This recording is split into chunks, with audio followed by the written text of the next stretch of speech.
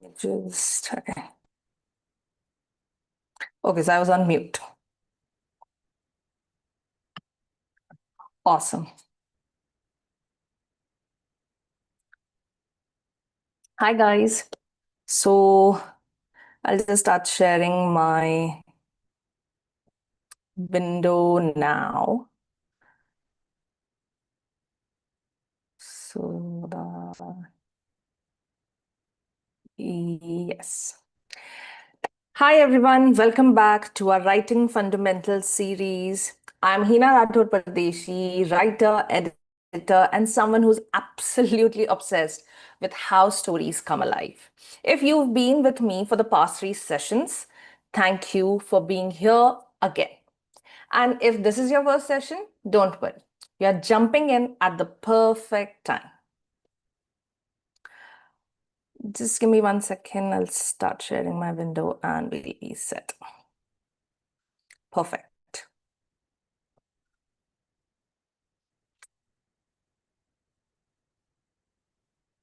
Today we are going to be learning about world building.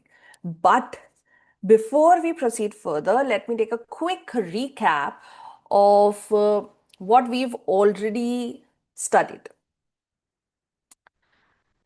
In Live 1, Anatomy of a Story, we began with the anatomy of a story where we talked about how every story, no matter the genre, has a skeleton or a structure. We learned to differentiate between story and plot, looked at the 3-act structure, the 4-act structure, and the 7 plot point story structure.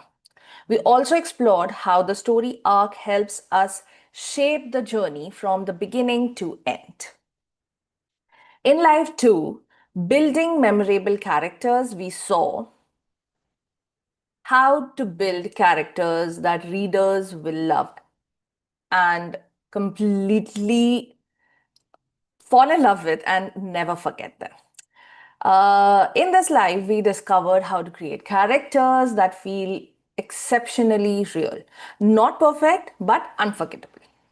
We talked about balancing flaws and strengths, motivation, growth, and I also shared my personal 5D character framework to help you create well rounded characters. Now, this is something that I have shared in my novel, my upcoming novel, The Art of Storytelling, that you can see on the screen. This is the book that is coming out in January or February, and you can learn story writing from starting to end, and you can even learn about how to sell your books, how to self-publish your book in this book. This book is up for pre-ordering right now. You can fill out the form. I'll be sharing the link here in the description after the live is over, and you can click on the link and you can book your copy now. At the least, you'll be getting 25% off the MRP, that will be 600 rupees INR. But if you're lucky, you'll get a chance to get the book for free, a signed copy for free. So don't forget to fill out the form and enter in the giveaway. Moving on, we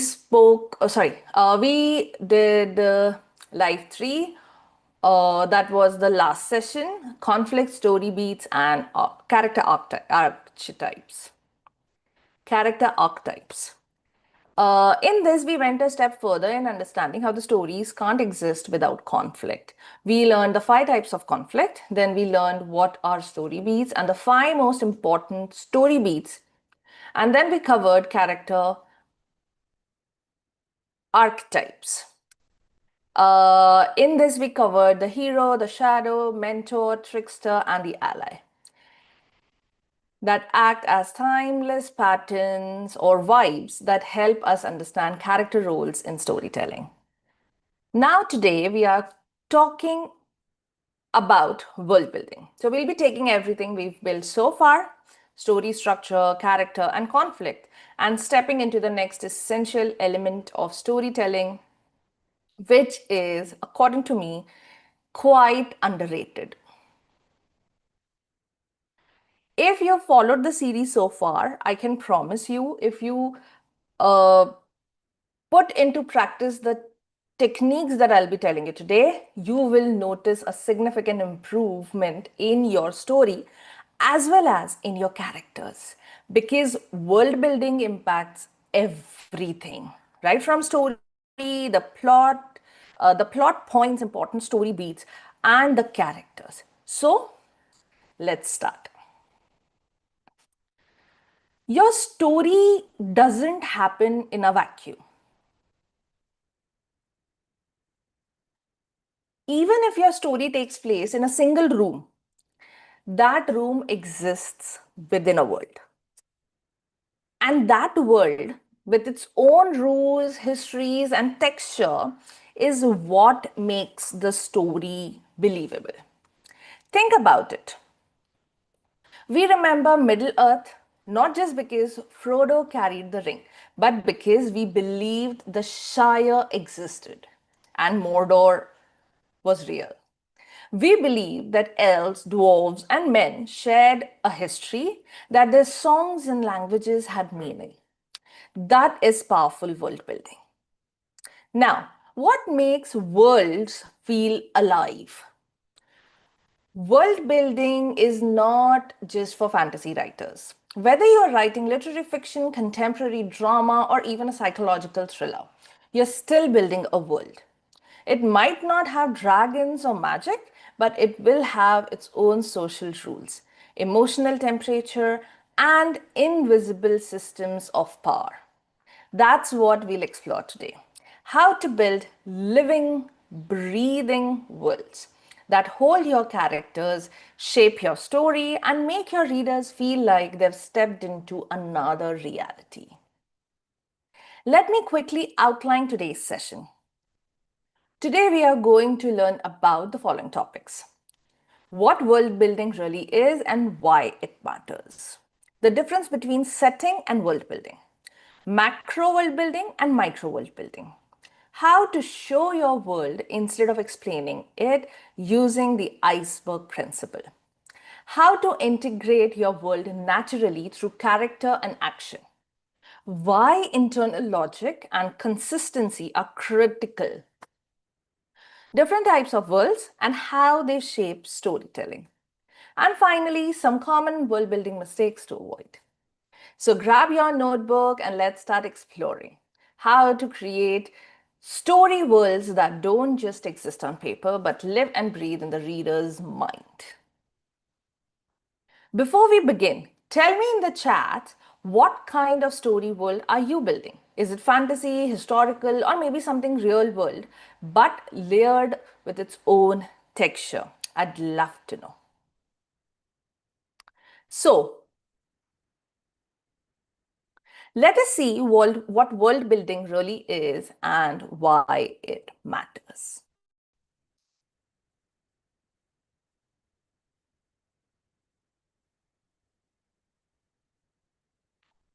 Let us start with a question. When I say world building, what's the first image that comes to your mind? For most people, it's maps and mountains and maybe even dragons or ancient kingdoms. But the thing is, world building is not just about creating places, it's about creating context. It's the invisible web that holds your entire story together. World building is the deliberate construction of everything that surrounds your characters. It includes the physical, cultural, emotional, and even moral grounds. It's not limited to fantasy or science fiction. Every novel, literary, historical, contemporary, psychological, thriller, suspense, or even horror, exists within a world that operates by its own rules.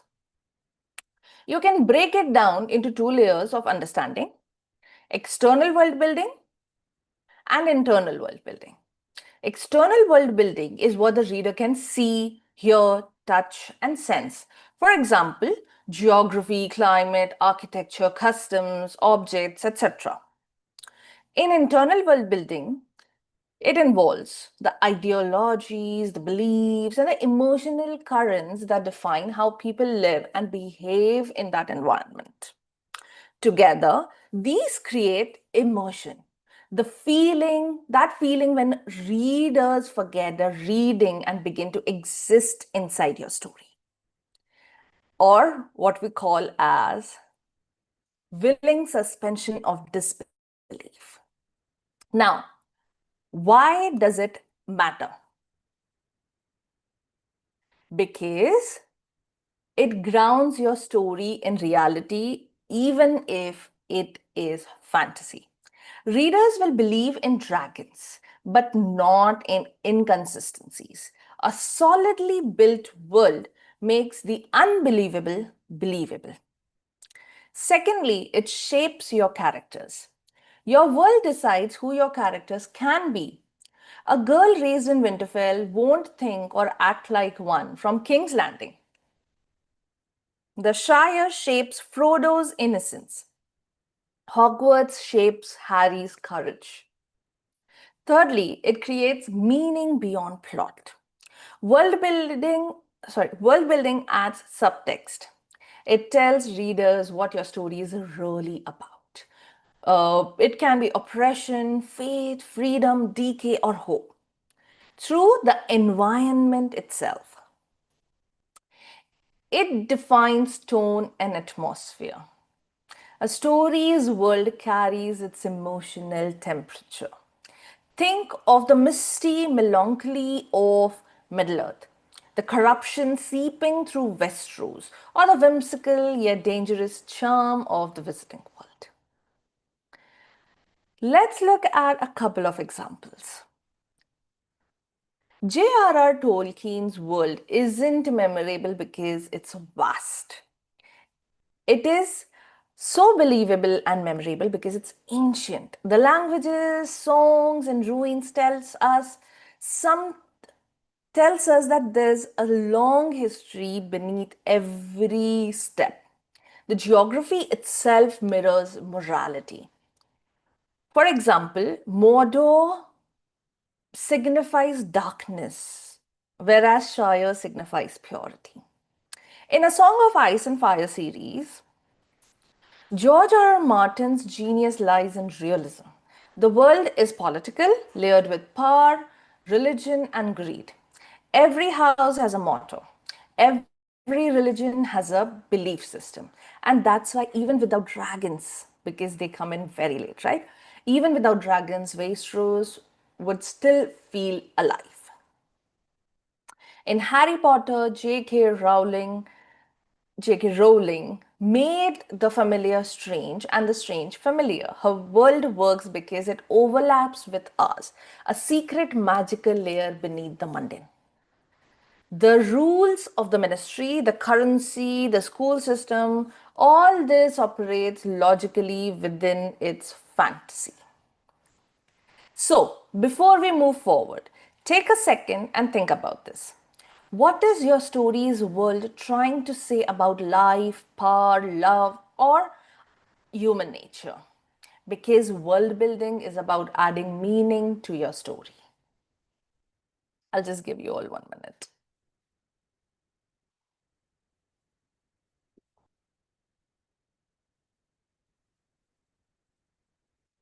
Now that we understand what world building truly is and why it's so essential, let's clear up one common confusion: the difference between settings and world building.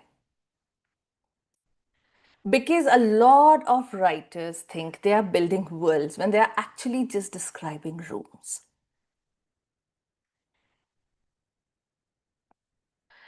This is something that trips up a lot of writers. They fail to understand the difference between setting and world building because these two words often get used interchangeably by novice or amateur writers, but they are not the same thing. Think of it this way: if setting is the stage, then world building is everything that makes the play believable. Setting shows where the story happens, And world building shows how and why things happen the way they do. Let me give you a couple of examples. Harry Potter. In Harry Potter, Hogwarts is a setting. It's a school with towers, classrooms, and a great hall. But the visiting world is world building. The existence of magical laws, blood hierarchies, ministries control, and the economy, the sports culture, etc. All this tells us how magic integrates with our life. The prejudice against Muggle-borns or the functioning of Diagon Alley, these are systems that define how this world operates. In LOTR, Lord of the Rings, Rivendell, Mordor, and the Shire are settings. But Middle Earth, on the whole, with its ancient history, languages, races, and moral philosophy, that's world building. Tolkien's genius wasn't just in describing forests, which is a setting. It wasn't showing us how those forests remembered the wars, the songs, and the ages gone by. That's world building. In A Song of Ice and Fire, King's Landing is a setting, but Westeros, with its feudal system, religions, banners, and noble houses, is the world building. Winterfell, again, is a setting. So every conversation about honor or lineage makes sense because of the world's, that is Westeros, cultural DNA. That's why it is world building. Let's look at the key difference in description. Sorry, let's look at the key difference between settings and world building. In very simple terms, settings are basically description, and world building is the function. Always remember, setting describes, world building explains. If you want, you can take a note of it, because this is a golden rule that I always tell all my students and my editing clients. Settings describe and world building explains. Settings tell us where a scene happens. World building tells us why things matter there. For example, describing a palace is a setting, but showing that servants can't look the king in the eye, that's world building, because it tells us about hierarchy and fear. Now, why do writers often confuse the two? Because both deal with place, but one is seen and the other is felt. The reader might not consciously think about your world's caste system, political rules, or social expectations, but they can feel it in every word of dialogue, every hesitation a character has, and every single choice they make. If your character cannot enter a temple because of a social class, that's world building in motion. If you just say the temple has golden domes, that's setting. Now that we've separated the two, we can start building the world layer by layer. Because great world building doesn't start with maps or magic systems. It starts with the macro view, the big picture of how your world functions. So let's step into the architect's shoes and look at macro world building, the broad systems that shape everything within your story.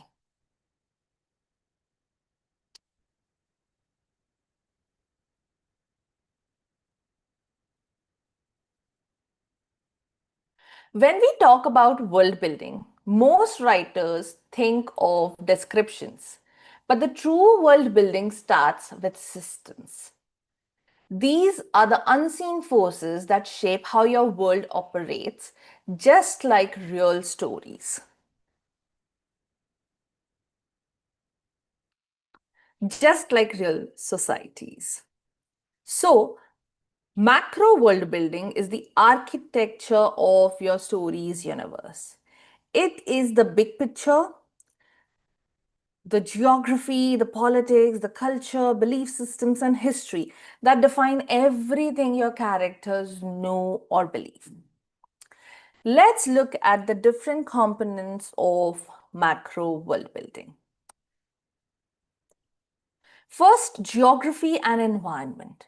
Geography doesn't tell us where we are, it tells us who people become in that place. Ask yourself, is your world lush and abundant or dry and unforgiving? Because that will decide how your people live, what they value, and even how they fight. Terrain affects economy. Mountains is equal to isolation, and plains will equate to trade. Climate affects temperature. Cold breeds stoicism, heat breeds intensity. Natural barriers affect politics. For example, oceans, deserts, forests all act as dividers. Now let us look at a couple of examples. In The Lord of the Rings, the Shire's rolling hills represent peace and innocence, but Mordor's wastelands mirror moral decay. In A Song of Ice and Fire, the Wall defines the North. It is cold, harsh, and survival driven. In Harry Potter, Hogwarts' hidden castle in Scotland mirrors secrecy and ancient tradition. When you design geography, think in terms of emotion. Always. What emotions does your world's landscape evoke in your characters? Second, politics and power structures. Politics is simply the way people fight for control. And every world has it, whether it's kings on thrones or teachers in a staff room. Who holds power in your world and who doesn't? What does it take to gain it? And what happens when someone loses it? These questions will give you a very strong world building. Hierarchies and power systems reveal your world's moral code. Who makes the laws? Who breaks them? And who gets punished or protected? The Iron Throne is the symbol of power. Every house's values and betrayals revolve around the Iron Throne in A Song of Ice and Fire. In Lord of the Rings, power is spiritual and moral. Those who desire control fall, like Sauron and Boromir. In Harry Potter, the Ministry of Magic controls even education. This shows institutional rot and propaganda. Even if you're writing a small town story, remember every world has politics. It could be school politics, family hierarchies, or gender expectation. That is still world building. Third, culture and society. Culture tells us how people live, celebrate, love, and mourn. Without culture, your world will feel flat. Consider, what festivals or rituals do people celebrate? What is considered polite or taboo? What kind of art, music, or storytelling exists in your world? What does your world worship? Gods, logic, money, beauty, or freedom? In Lord of the Rings, the elves sing in sorrow and memory. It is culture built on remembrance. Hobbits celebrate food and home. It is culture built on comfort. In A Song of Ice and Fire, the faith of the seven and the old gods coexist, which shows religion as politics. In Harry Potter, the Quidditch World Cup, wizarding education, and house rivalries create culture that feels alive. A good way to test your culture is to write a ritual scene, say a festival, a wedding, or a funeral. If it feels believable, your world is strong. If it doesn't, you need to rework on your world building. Then, fourth is history and myth, and it is very important. Every world, even a futuristic one, needs a past because history gives depth. It tells us how we got here, and here is the present of your story. Ask yourself, what happened before your story began? What are the old stories people tell around fires? Myths reveal collective memory, wars, revolutions, or migrations explain current tensions. Even invented worlds need legends, heroes, and villains that shaped their present. In Lord of the Rings, the War of the Last Alliance and the fall of Numenor, these histories echo in the main story. In A Song of Ice and Fire, Robert's rebellion and Aegon's quest, every event is built on prior bloodshed. In Harry Potter, the first wizarding war defines the fear and politics of Harry's generation. You don't have to dump history into your book, but you should know it because that is going to be reflected in dialogues and everything that happens in subtext. But a few lines of dialogues about what happened 50 years ago can make your novel world feel centuries deep. Now, how these systems are interconnected. This is where the magic really happens because when these systems start interacting, geography shapes cultures, culture shapes politics, politics shapes conflict, and conflict, as you already know and as you have already covered, drives your story. So now let's take one good example. In A Song of Ice and Fire, the cold geography of the North makes its people tough and loyal. That loyalty becomes political because of House Stark's honor. Politics leads to tragedy, that is, Eddard Stark or Ned's downfall. And that tragedy becomes the story. Now I'm talking about only the first part of Game of Thrones, of course. So that's how you use macro world building. It is not just to build a map, but to create meaningful cause and effect. Now, let us look at micro world building.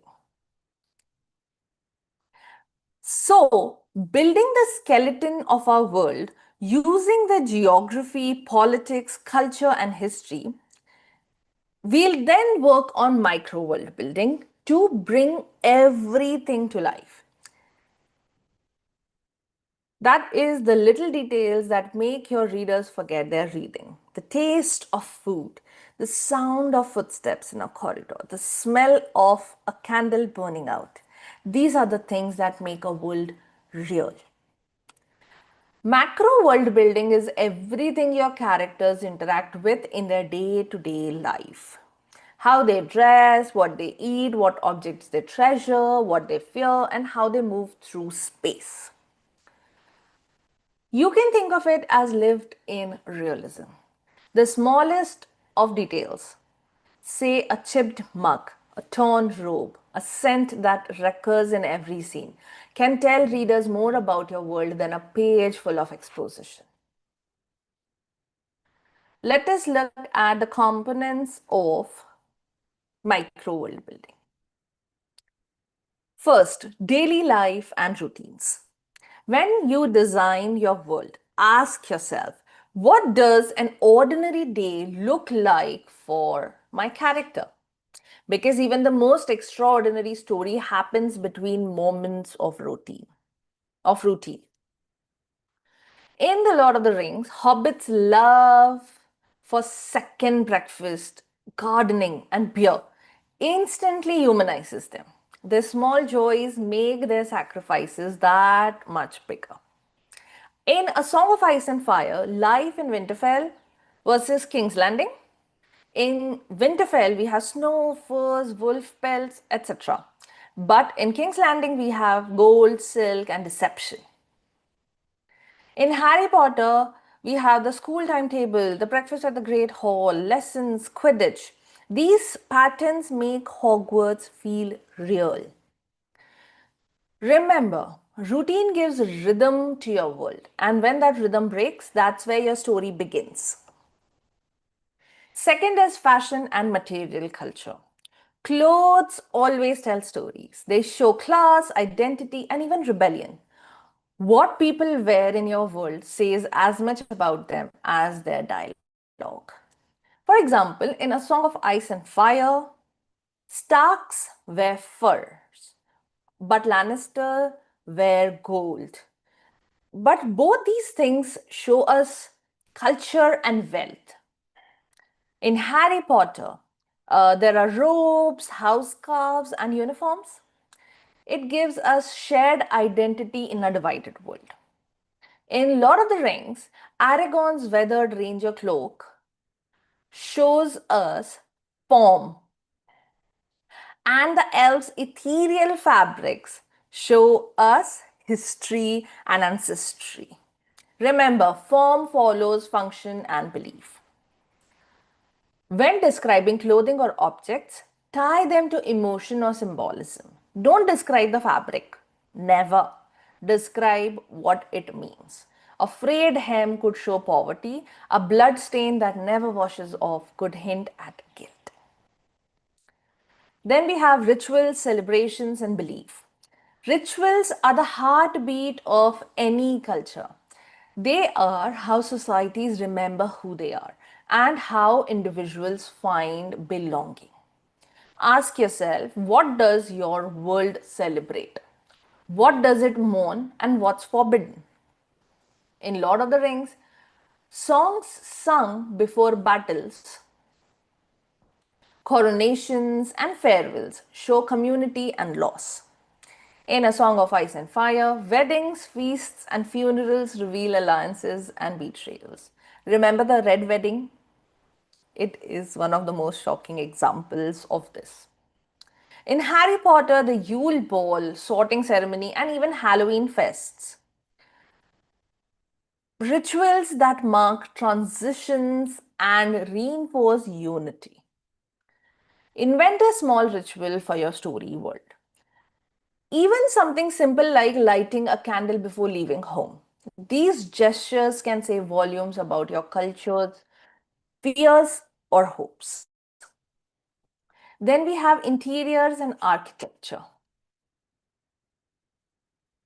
It is the spaces people inhabit that reveal who they are. A palace, a hut, or a dormitory. Each reflects belief, class, and personality. In Lord of the Rings, Lothlorien's golden woods show harmony with nature, but Baradur's black towers show domination and decay. In A Song of Ice and Fire, the red keep's opulence shows decadence, whereas Winterfell's raw stones show endurance. In Harry Potter, the burrow's warmth and clutter shows love, but the Dursley's sterile perfection shows conformity. When you describe a palace, when you describe a place, make it emotional. When you describe a palace, then also make it emotional. The environment should echo your character's inner state. Whether they feel claustrophobic, comforting, chaotic, or empty, it should reflect in the space they inhabit. The last one is objects and symbols.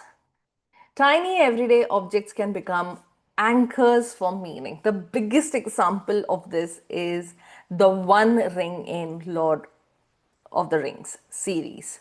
It's a small object that is carrying cosmic weight. In Harry Potter, the wand chooses the wizard. It's a symbol of destiny and identity. In A Song of Ice and Fire, we have Valyrian steel swords that signify inheritance, power, and legacy. Ask yourself, what's the ordinary magic of your world?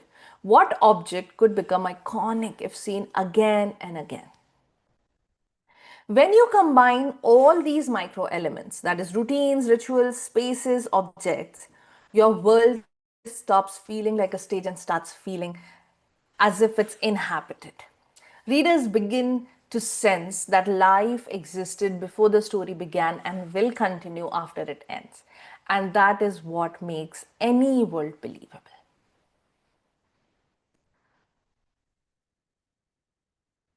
Now, I'm just going to take 1 minute pause so that I can just grab some water and have a little liquid for my throat.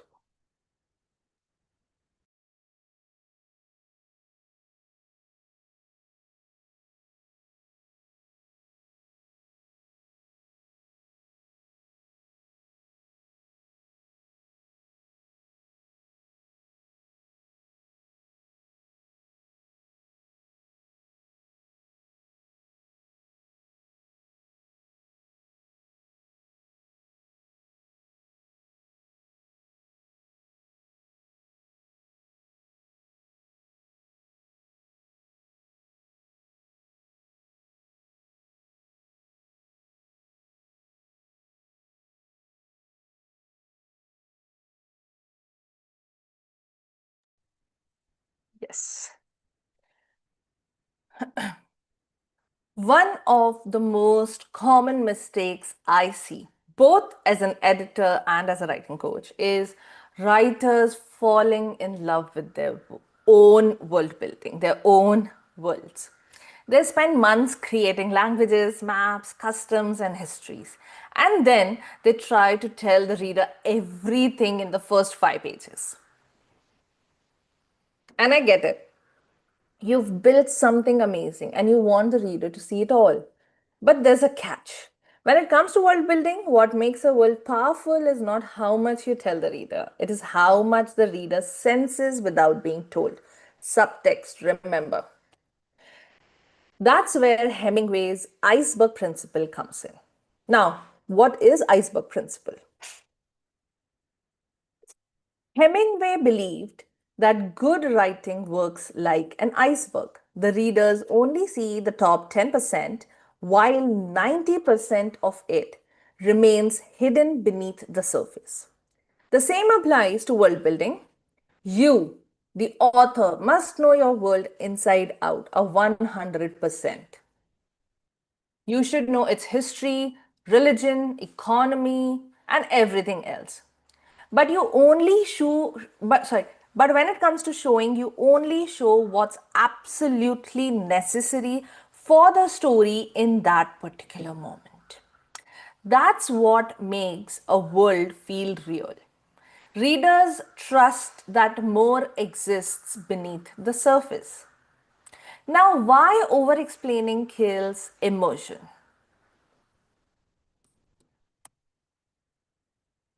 When you explain everything up front, you break the illusion. Readers stop experiencing the world and start reading about it.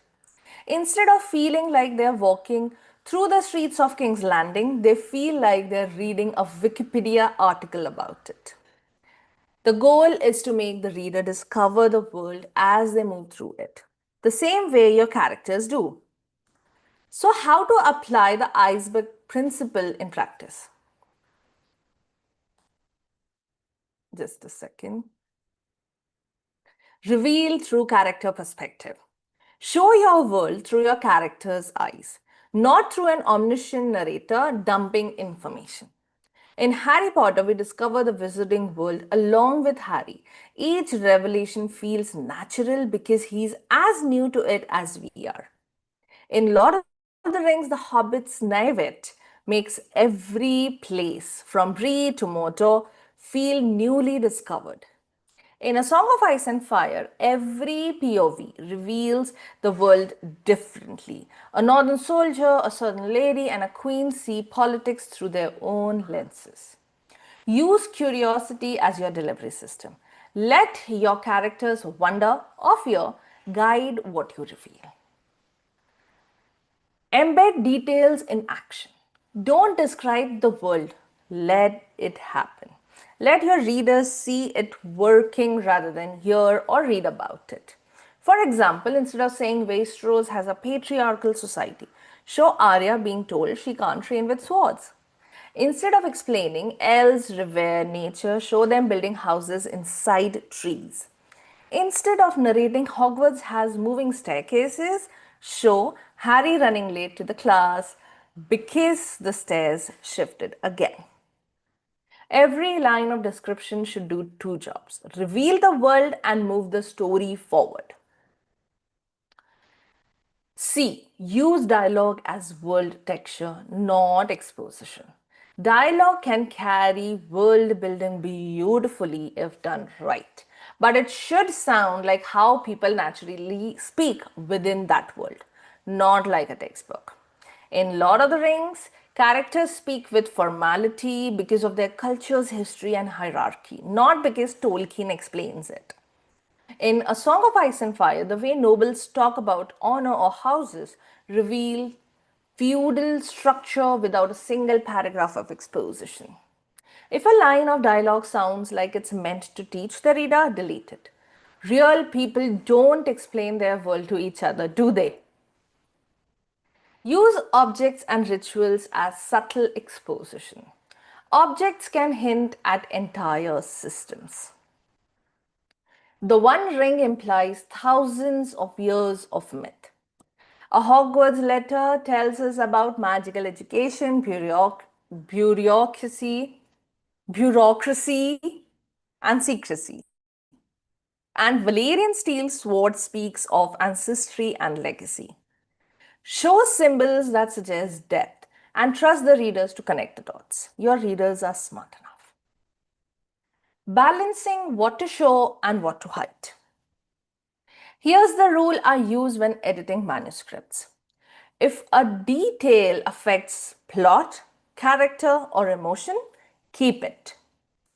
If it exists just because you created it, delete it.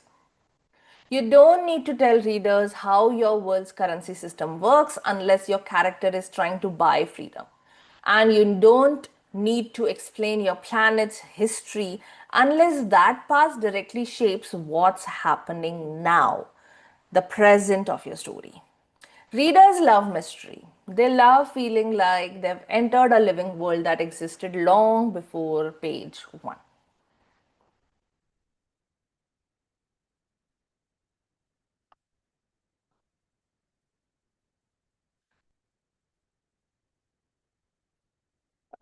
Let me just quickly. Okay, I think okay, I'm just gonna go back here. Okay, perfect. Let's talk about logic and consistency. I think I forgot to add slides for it, but no issues. I'm just going to leave the slides at that and we'll talk about logic and consistency. What is something that separates amateur world building from professional storytelling? It's internal logic. You can build the wildest, strangest, most magical worlds imaginable, with flying cities, talking cats, time travel. But if your world doesn't follow its own rules, the readers will stop believing. And that's it. The spell breaks. You'll break the magic of suspension of disbelief. Every story makes an unspoken promise to its reader. Trust me, if you follow my rules, I'll never betray your belief. Once you've established this promise and how your world works, you must stay loyal to that system even when it's inconvenient. For example, in Harry Potter, magic is bound by laws. No underage magic, certain spells are unforgivable, and even the most powerful wizards can't resurrect the dead. These rules make the stakes real. because we know what's possible and what isn't. In Lord of the Rings, the One Ring's power is absolute. Even Gandalf fears it. That consistency gives the story moral weight. In A Song of Ice and Fire, there are no guaranteed heroes or divine interventions. The world's brutality remains consistent from start to end. When you start world building, define three things early on. What's possible in your world? What's forbidden or limited? And what's the cost of breaking those boundaries? For example, in Harry Potter, in the Wizarding World, people can fly on brooms. They cannot use unforgivable curses, and the cost of breaking that rule is Azkaban or moral corruption. That cost is what makes readers believe in the world's morality. In Lord of the Rings, power is possible through the ring. What is forbidden is using it with corruption. And the cost of doing what's forbidden is losing your soul, just like Gollum does. Even in fantasy, logic must exist. Every action in your world should cause a believable reaction. Readers will forgive dragons, but not inconsistencies, as I've already told you. If dragons exist in your world, ask, what do they eat? Where do they nest? How do they affect trade or warfare? If your characters can time travel, what are the consequences? If a curse can be broken, why can't others break it too? When I edit manuscripts, I often see writers introduce a cool element, say a magical potion or a political law, and then forget how it affects the rest of their story. That's what breaks willing suspension of disbelief. Maintain a consistent tone and logic. Internal consistency is not just about the facts, it's also about tone. If your story world is dark and gritty, don't suddenly add slapstick humor or cartoonish magic unless it fits the tone. The emotional logic of your world is just as important as its physical one. For example, in A Song of Ice and Fire, it never lets you escape the consequences of power. Even small acts have political fallout. Harry Potter keeps its whimsical tone but never loses moral seriousness. Death and loss still matter. One of my cats is sick and he's just sneezing, Mango. In Lord of the Rings, the author maintains mythic solemnity. Even humor feels rooted in nobility and tragedy. What I would suggest is using a world Bible. Every serious writer should have what I call as a world Bible. It's a record of your world's geography, timelines, laws, religions, family trees, currencies, and magical systems. Now, what to include in the World Bible? You can include maps and political divisions, major historical events and dates, systems of belief or governance, magic or technology rules, glossary of names, idioms, and languages. You don't have to share all of this with your reader, but keeping it consistent helps your story stay truthful from page 1 to the end. Now, when to break the rules and how to do it the right way. Every rule in your story can be broken only if it has meaning. But when you do it, it should feel like the story's climax, not a plot hole. In Harry Potter, when Harry uses Expelliarmus instead of killing, he breaks expectations, not logic. In Lord of the Rings, Frodo fails to destroy the ring, but the world's moral logic, that is mercy to Gollum, resolves that conflict. In A Song of Ice and Fire, the resurrection of Jon Snow feels shocking, but still fits the established mythology of the Red God. Breaking your own rules should never feel like cheating. It should feel inevitable. Now that we've built the architecture, filled it with life, and set its rules. Let's explore the kinds of worlds written by different writers for different genres, from realistic to fantastical, and how each one demands a slightly different approach to world building. Whenever we hear the word world building, our minds immediately go to epic fantasy with maps, kingdoms, and ancient prophecies. But here's the thing, every story, no matter how small or contemporary, is set within a world that needs building. The only difference lies in how much of that world you invent and how visibly you show it. Let's explore the five major types of story worlds and how world building functions differently in each one.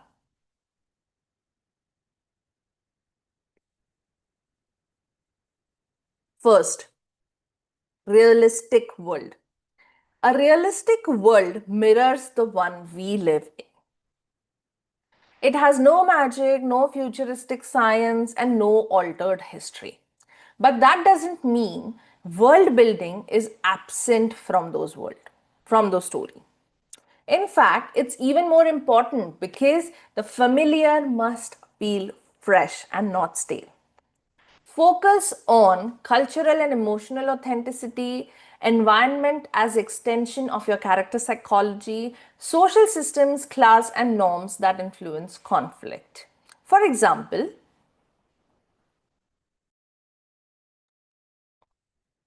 in The Kite Runner, Afghanistan is not just a backdrop, it's a moral and emotional landscape reflecting guilt, loyalty and loss. In Little Women, the world of 19th century Massachusetts feels intimate because of routines, values, and social limitations. Remember, in realistic fiction, world building is about observation. The more precisely you notice the ordinary, the more extraordinary it becomes. Second, we have historical worlds. Historical fiction requires one of the most demanding forms of world building because you are balancing two worlds, truth and imagination. In historical worlds, you'll have to focus on three things: accuracy of time period, clothing, speech, architecture, political context, in everything. Emotional truth, how people thought and believed during that era. And third, respecting facts but filling gaps with credible invention. For example, in Saptarishis, one of my clients' work, we used authentic Indian historical and spiritual depth that was woven into myth. In the book Thief, World War II Germany is seen through a child's eye. It is factual yet poetic. In Pride and Prejudice, every social rule from inheritance to marriage etiquette builds the world. Do your research but don't show it off. The goal is to make readers feel they're living there, not reading a history lesson. Then, third, we have fantasy worlds. Fantasy is where world building becomes art. You're creating everything from geography and species to laws of magic, mythology, and moral order. Focus on clear internal logic, magic systems, power limits, and societal hierarchy. Myths, languages, rituals, and history. And symbolism, where the world mirrors philosophical or moral questions.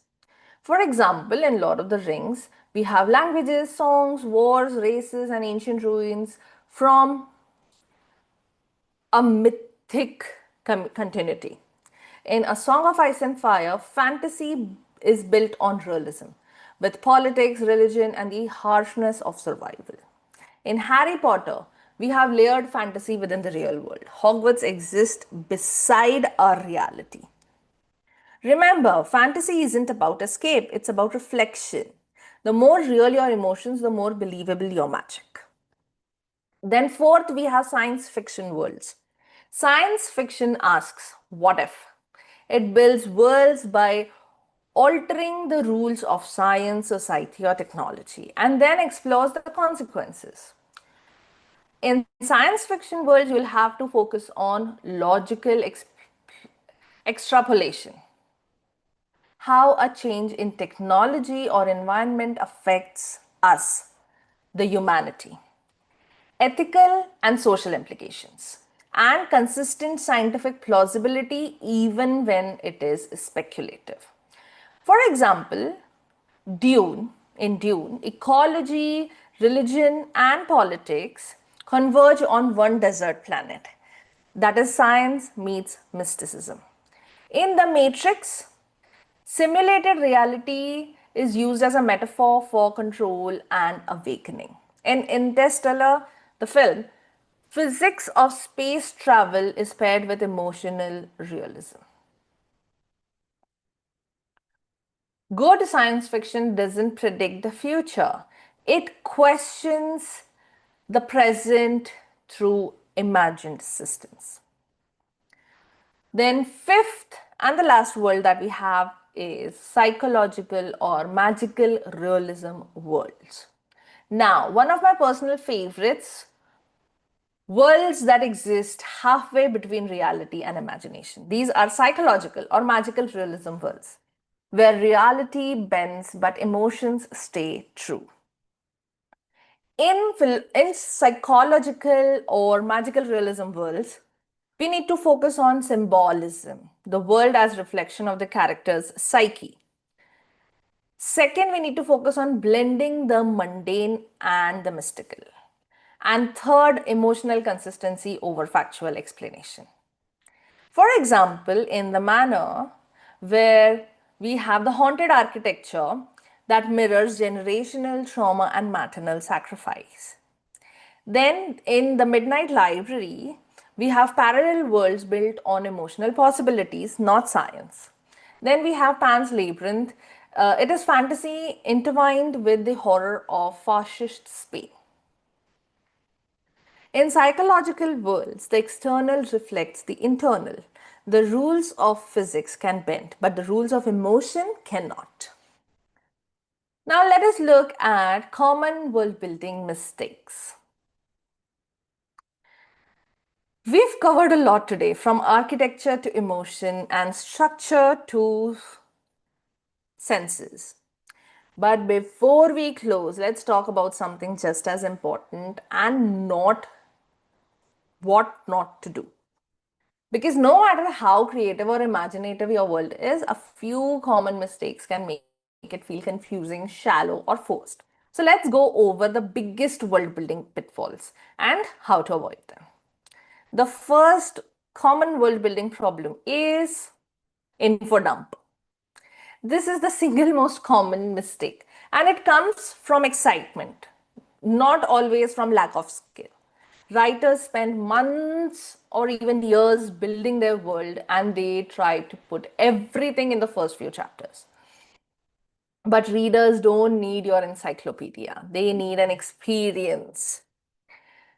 For example, instead of opening with a 3-page history of your kingdom, show a soldier muttering a proverb about the war that changed everything. In Harry Potter, J.K. Rowling doesn't explain the entire magical world in book 1. We discover it with Harry layer by layer, book by book. Show your world gradually, reveal only what the reader needs to know right now. The rest stays beneath the surface, like the iceberg we discussed earlier. Second is inconsistent logic. If your world has rules, keep them. As I said earlier, readers will forgive flying castles, but they won't forgive broken language. If magic drains energy in one scene but works effortlessly in another, readers will lose trust in you. If a character breaks a world law without consequences, your stakes will get ruined. How to fix it? Maintain a world Bible. Track the rules, limits, and consequences. Remember, consistency is credibility when it comes to world building. Third common mistake is copy pasting cultures. One of the most common mistakes in world building that I see as an editor is authors or writers trying to create worlds that look diverse but feel identical, where every culture, city, or kingdom feels like a slightly renamed version of another famous one. For example, too many fantasy stories have different kingdoms that all speak, eat, and think the same, or they borrow directly from real world cultures without understanding them. Dig deeper than surface aesthetics. Don't just change the names, change the values. Ask yourself, what do these people worship? What do they fear? What do they celebrate? That's what makes a culture real. Fourth mistake is forgetting the human element. Sometimes writers get so caught up in architecture, maps, or histories that they forget that stories are about people, the characters. A world without emotion will feel like a museum. It might be beautiful, but it will be lifeless. For example, a Lord of the Rings isn't about maps, it's about friendship and corruption. A Song of Ice and Fire is not about just thrones, it's about survival and morality. Harry Potter isn't about magic, it's about belonging. Always bring your world back to how it affects your characters. The question is not what your world looks like, it's what it does to the people living in it. The fifth mistake is overcomplicating for the sake of uniqueness. This one's very sneaky. We all want our worlds to feel original, but originality doesn't come from complexity, it comes from truth. For example, too many invented languages, currencies, and species with no emotional or plot relevance will only ruin your story. Or too many subplots in a simple story just because you feel they must prove depth is just going to kill the plot. Remember, keep what matters. Every element must serve the story, character, or theme. If it doesn't, no matter how clever it is, it's useless. As Stephen King said, kill your babies.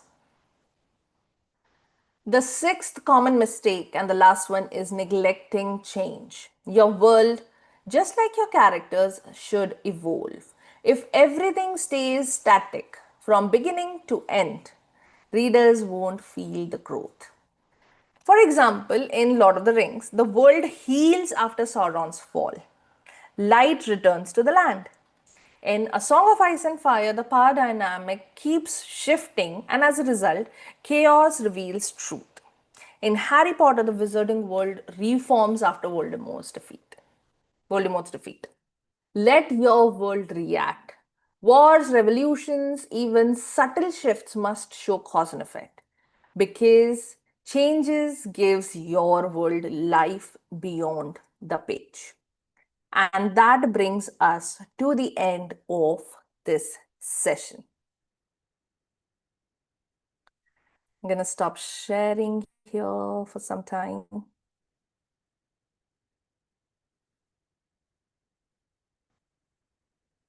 So this brings us to the end of today's session on world building. From macro to micro, from rules to actions, from conflict to consistency. You've now seen what world building is. It is not simply about maps or magic, it's about meaning. It's the art of creating a space so alive that readers forget that they are reading. World building is the act of creation. It's your moment of godhood as a writer.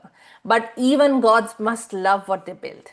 Build your world with compassion, with curiosity, and with contradictions. Let it be flawed, just like ours, because that's what makes it real.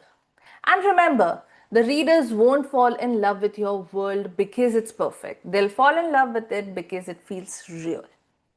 Thank you so much for joining me for this fourth session of our Writing Fundamentals series. If you've missed any of the earlier sessions, Anatomy of a Story, Building Memorable Characters, or Conflict, Story Beats, and Archetypes, then archetypes, I always get confused in this word, archetypes, then you can find the replays on my YouTube channel.